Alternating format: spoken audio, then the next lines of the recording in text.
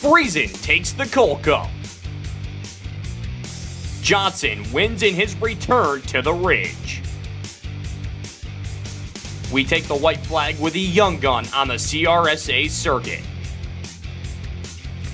This show is always Six Flags of Fun. Race Pro Weekly starts now.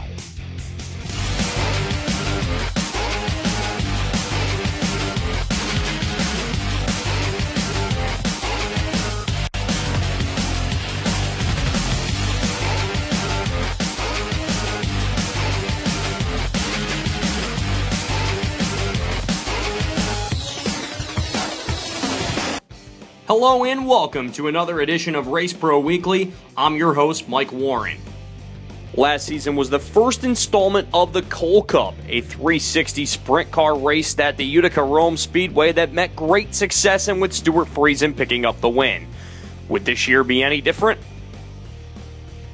The four-wide salute to the fans for the second annual Coal Cup for 360 sprint cars. It would be Lightning Larry White and Stewart Friesen leading the field to the green in the event as they go up into turn number 1 and 2. Steve Fireball Poirier would be on the move early as caution would come out for Larry White, who ended up on his wings upside down. He will be pushed into the pit area. Meanwhile, off the restart, Stewart Friesen will take the race lead away from him as they head up into turn number 1 and 2 here at the action track of the East. Cars would be on the move in this one as well, trying to run down Friesen as you see Paul Kenny trying to make his way through along with Steve Poirier and the 1Z of Jessica Zemkin. They would be behind Stewart Friesen as Friesen would push to the outside lane, using it to his advantage. Friesen would come off at turn number 4 and take the victory, which would be his second win, being the only winner of the Coal Cup at Utica-Rome. Jessica Zemkin finishes in second, Steve Poirier third, Paul Kinney fourth, and Matt Tanner fifth. Tanner also won the Friday night event, which was the Kevin Ward Memorial.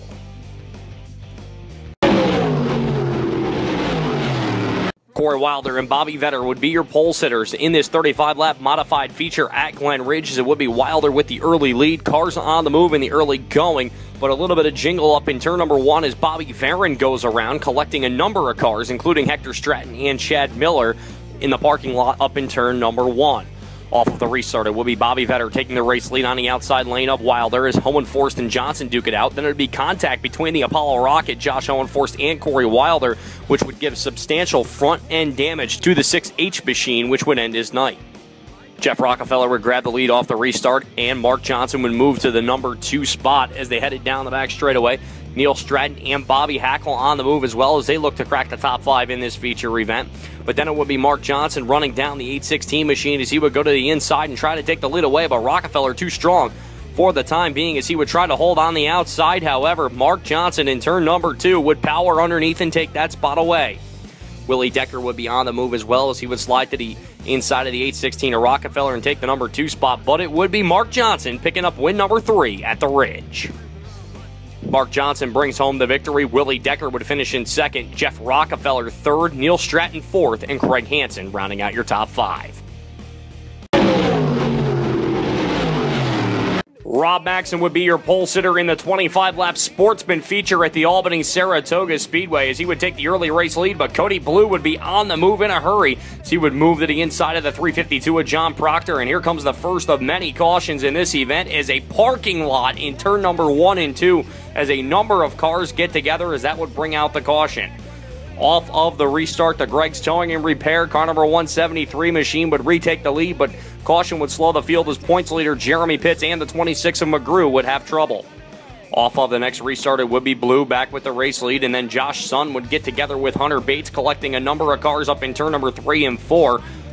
As Mike Tholen involved, Joe Orlando as well, and then off of the restart, it would be Cody Blue having to pass Rob Maxson for the 3rd time, as the caution kept coming out as Jeremy Pitts would try to battle his way back up through the field as well here in this Sportsman feature.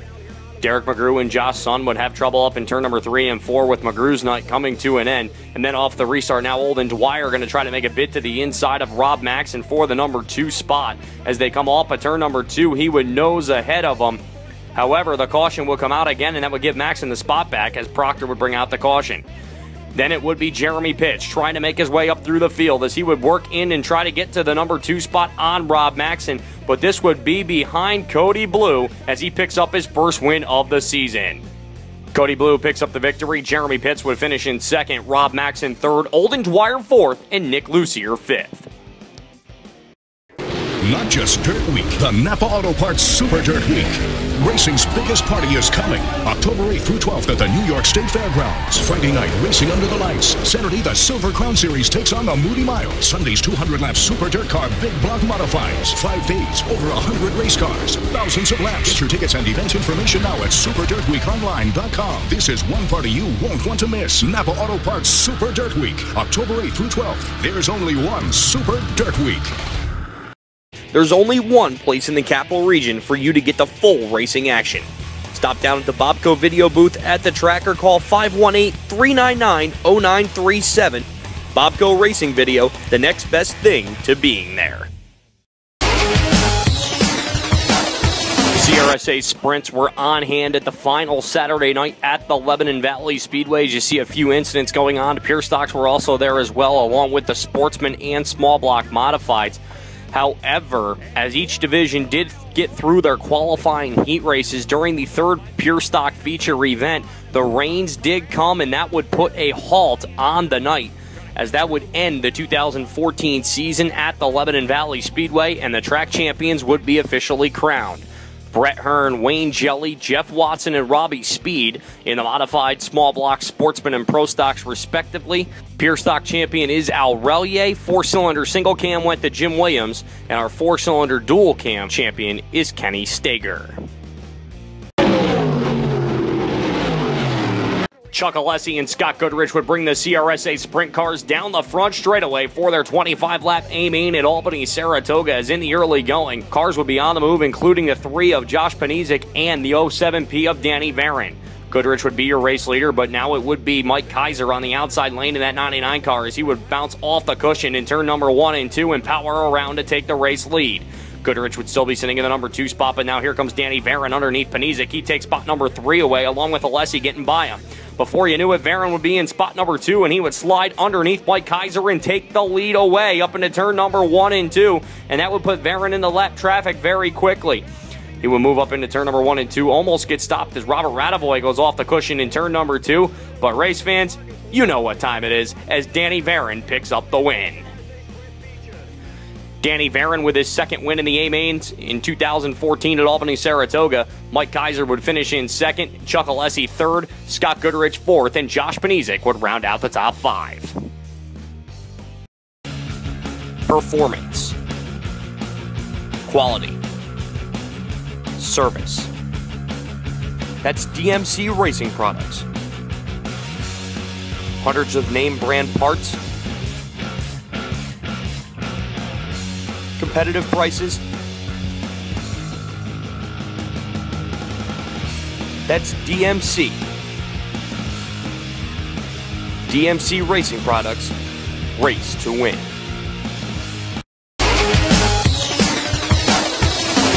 Aaron Burton and Jim Introne would lead the field to the green in the Sportsman feature at Glen Ridge, as Burton would take the early advantage, as Introne trying to work underneath him for the race lead, and Ivan Joslin right there as well.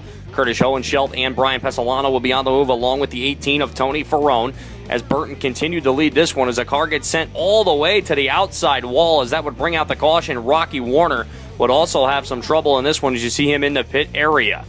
Off of the restart, you would see Jim Introne fire to the outside, and he'll take that spot away down the back straightaway from Aaron Burton as your new race leader. Introne would get away from the rest of the field for the time being, but however, Shea Montgomery would be the one taking advantage as Justin Combs would move to the inside of Burton for third, who would lose a number of positions going to the outside of 3 and 4. Montgomery would run down the 9 of Introne, and he would push to the inside and take the race lead away up in turn number 1 and 2, as it would be Montgomery, your new race leader. Justin Combs would move to the inside of Introne, trying to take that spot away as well, but Introne for the minute would hold on to that spot. Meanwhile, Montgomery off at turn number 3 and 4, he would be your Sportsman winner at the Ridge. Shea Montgomery grabs the victory. Justin Combs would hold on to second. Chad Edwards would finish third, Brian Pesolano fourth, and Ivan Joslin would round out the top 5. Other winners on the night in the Pro Stocks, you guessed it, Nick Stone. 4 cylinders would go to Keith Tessero Sr., XL 600 Modifieds to Ed Hauser, and AJ Prime would grab the win in the Empire Lightning Sprints. Zach Del Rio and Andrew Buff would be your pole sitters for this limited Sportsman feature event, which was 15 laps the distance and caution plagued as well, as Buff would take the early race lead and come around to complete lap number 1, but we would have trouble as Walter Cook would bring out the caution on the backstretch. Off of the restart, cars would get going once again and then synchronized spinning as Bob Schmidt is there along with Scott Flanders as that brings out the caution. Off of the restart, Buff would have some challenges from the 11 of Jack Bublak as they headed up into turn number 1 and 2 when Chris Ronca would go around right in the middle of the backstretch, would bring out the caution again. Then off the restart, Del Rio gets into the quarter panel of the BW Steel entry of Bublak, and that will collect them on the front stretch along with the 25 Vermont of Bruce Schwab. Off the restart, Matt Atwood would get into Jesse Edwards down the back straightaway, turning him as well. As you see, we had a lot of fun with flags this past Friday night at Albany-Saratoga as Bublak, with nowhere to go, gets caught up as well. Then off of the restart, this would allow Ricky Davis to push to the inside of the 98 of Andrew Buff as they would go side by side through turn number 3 and 4, and he would pull the slide job on him as he'd slide up in front of him off of turn number 4. Buff would try the crossover move on the inside, but Davis just too strong as he would pick up the limited Sportsman win.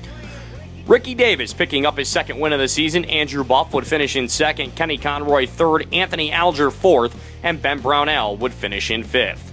Other winners on the night, 3 in a row in the street stocks for Randy Miller. Mike Perotti grabbed the win in the 4-cylinder single cam. Steve Ryan once again in the 4-cylinder dual cam. And Ron Case picked up the 40-lap Enduro victory. The Choices 301 program takes a multifaceted approach aimed at educating the public about the realities and dangers of what can happen when bad decisions are made inside a motor vehicle. Don't hesitate to designate.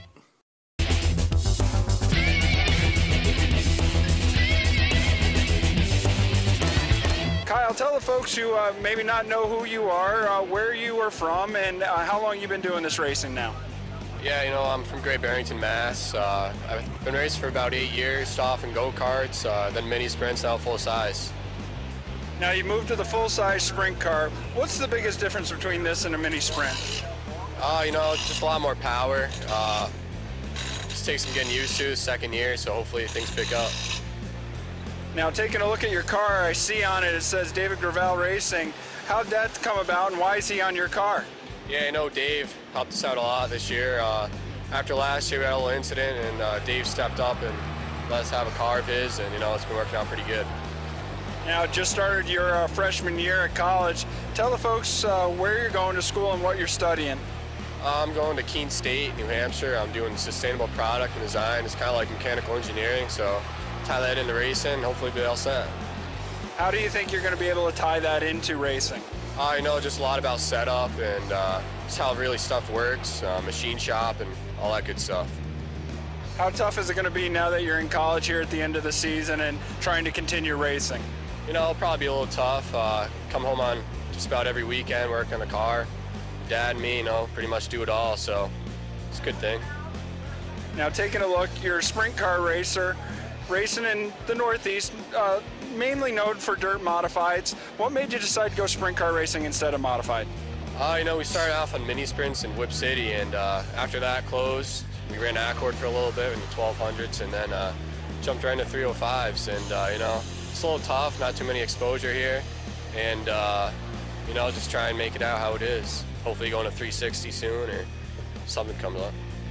Who do you got to thank for getting you here this season? I got to thank John A. Alvarez and Sons, Modular Homes, Dave Gravel especially, Mystique Salon, SC Graphics, Steve Stewart and Sons Lawn Care, Storage from A to Z, and just, you know, Todd, you know, everybody who helps out, my dad. It's now time for this week's NISCA Performer of the Week. With his second consecutive win in the Cole Cup at Utica-Rome, it is the Canadian sensation, Stuart Friesen. Friesen is now eligible for the Performer of the Year award given out at the end of the season. That's all for this week's show. For the latest news, results, and photos, check out Race Pro Weekly online, www.raceproweekly.com, and be sure to follow us on Facebook and Twitter. So for myself, Matt Knowles, Fast Eddie, Scott Morlock, Amber Chalmers, Dave Del Sandro, and everyone that helps put Race Pro Weekly together. Thank you for watching this week's episode, and we'll see you next time.